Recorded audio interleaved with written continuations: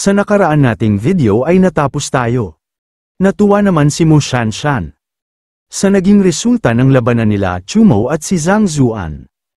At kanyang sinabihan ang lahat. Nasigurado siyang lahat sila ay walang alinlangan sa lakas na ipinakita ni Chumo, at sila ay magpahinga muna, pagkatapos ay maghanda na umalis para magtungo sa base ng Changfeng. Makalipas ang 4 na araw. At makikita natin ang mga martial artist na patuloy pa rin silang naglalakbay. Subalit inabot na sila ng gabi, at nangunguna sa kanila si Chen Yuan, ginagampanan nito ang kanyang tungkulin bilang isang leader sa kanilang grupo. Nagsalita naman si Chen Yuan. Sinabihan niya ang lahat na halos gabi na, at dito muna sila magpapahinga ngayon, gaya ng dati, walang apoy para hindi maakit ang mga halimaw. At magbantay sa grupo ng 5, at sila ay magpalitan tuwing 2 oras. Sa kabilang banda, nagsaad naman si Hong Sheng. Ang paglalakbay na ito ay naging napaka-smooth. Dapat silang makarating sa base ng Changfeng bukas. At sinabihan niya si Chen Yuan na siya ang may pinakamaraming karanasan, hindi bababa sa 80% ng mabangis na hayop ang napatay nila sa kanilang paglalakbay. Sumang-ayon naman si Hao Nan. At first time niyang makasama si Chief Chen. Subalit sa kanyang pagsasalita ay biglang sumabog ang kanyang ulo matapos tamaan ito na hindi niya namamalayan. Nanlaki naman ang mata ni Hong Sheng. At nabalutan ito ng takot matapos nitong makitang harapan ang nangyari kay Hao Nan. Bumagsak ito sa lupa ng walang buhay at si Hong Sheng naman ay nanlambot ang kanyang katawan. Naging alerto naman ang kanilang grupo dahil sa nangyari. Sinabihan naman ni Chumo ang kanyang kasamahan na mag-ingat silang lahat baka may umatake sa kanila. Subalit iniisip ni Chumo na walang kakaibang pagbabago sa daloy ng hangin, at hindi niya naramdaman ang pag-atake. Nang nilalang na ito, saad din ni Chen Yuan na huwag silang magpanik, at bantayan nila ang kanilang mga sarili at gumawa sila ng formation na bilog at sila ay nagtalikuran para makita ang anumang pag-atake. Subalit biglang lumitaw ang liwanag malapit sa lalaking martial artist na hindi nito namamalayan. Naramdaman naman ito ni Hong Sheng at agad itong lumingon sa kanyang likod. At nakita na lang nito na tinamaan ng lalaki na nagpakaba sa kanya dahil halos magkatabi silang dalawa. Sa kabilang banda, nakita naman ito ni Chumo at siya ay nababahala dahil hindi nila alam kung ano ang kanilang kalaban, sa bilis nito ay hindi nila malaman kung saan eksaktong aatake ito sa kanila. Ngunit naramdaman naman ni Chumo na may nagbago sa hangin dahil sa lakas nitong pandama. At mabilis itong umalis sa kanyang kinakatayuan at matagumpay niya itong naiwasan, kaya lupa na lang ang tinamaan nito.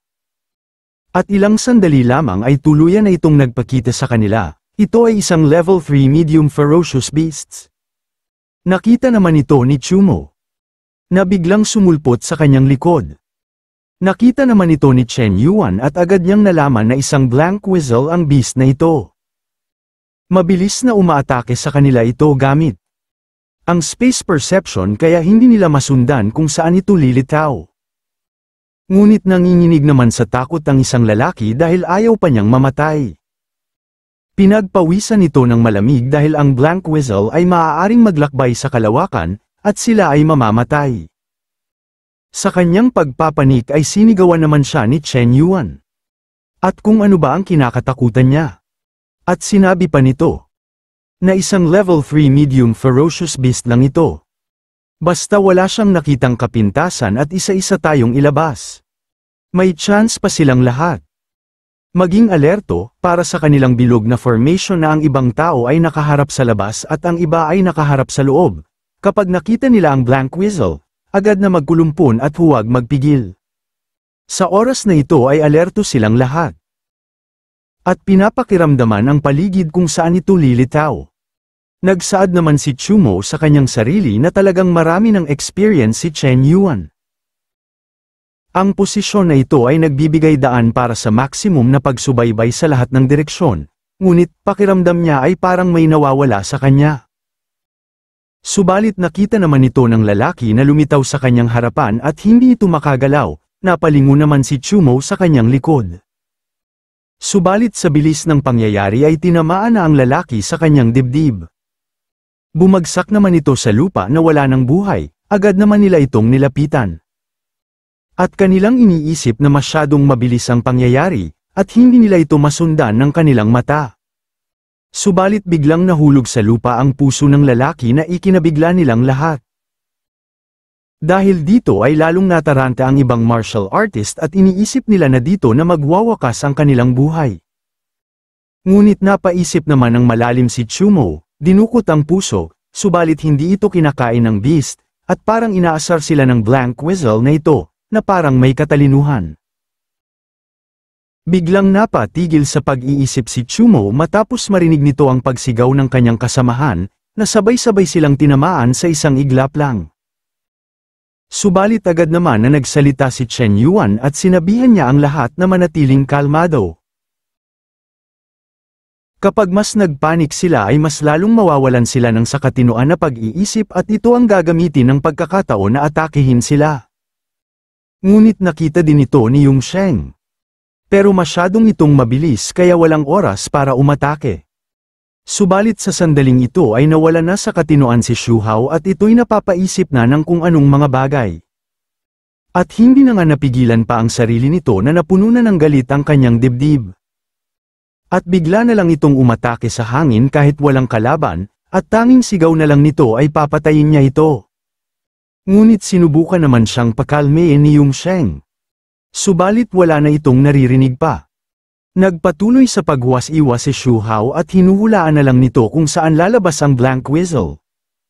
At sinabihan niya ito.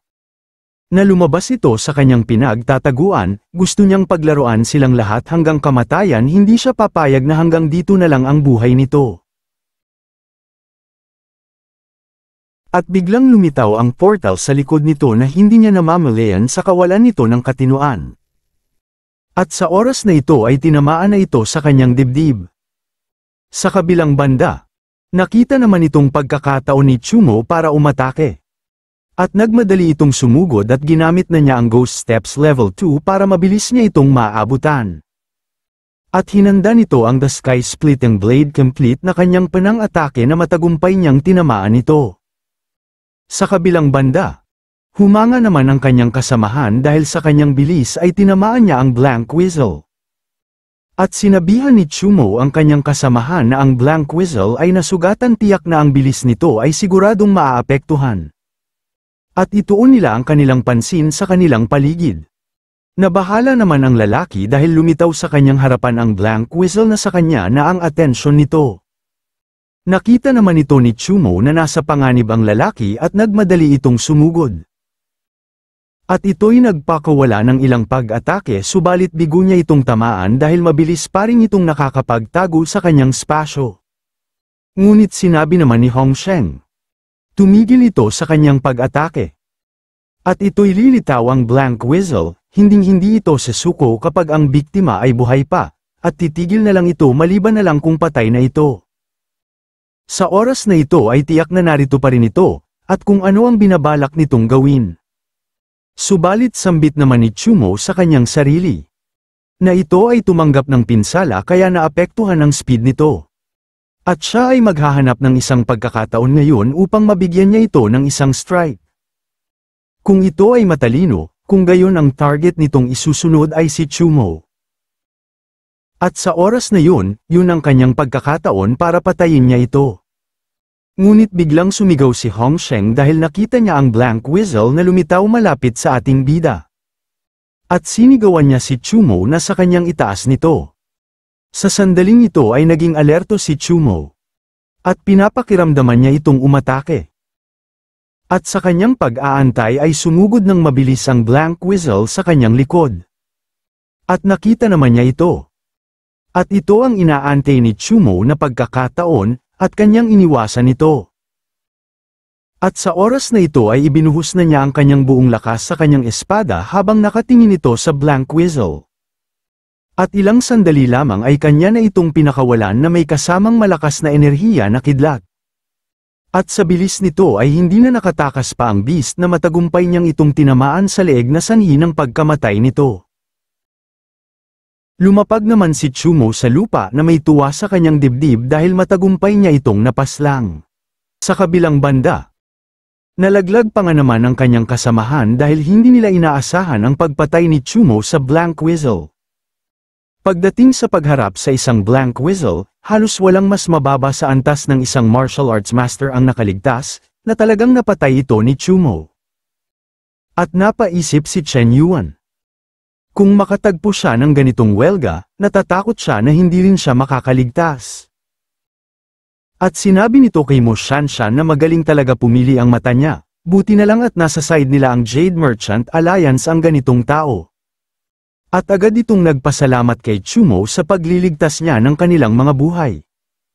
Agad naman na sumagot si Chumo at sarkastiko nitong sinabi na napagdaanan nila ito ng magkasama, maaari silang ituring na magkaibigan sa buhay at kamatayan, at hindi na niya kailangan pang magpasalamat sa kanya. Natuwa naman si Chen Yuan. At sinabi na lang nito na kung ganoon, gusto siyang tawaging Brother Chumo, salamat na lang kay Brother Chumo na marami silang nakaligtas sa pagkakataong ito, kaya hayaan nila si Brother Chumo ang humawak nitong blank whistle. At agad naman itong tinanggap ng ating bida at hindi na kailangan ng formalities. Sa pagsapit ng umaga ay nalipat tayo sa Changfeng Base. At makikita naman natin sila Chumo na nakarating na din sila. Sa kanilang paglalakad ay sumasalubong sa kanila ang sariwang hangin.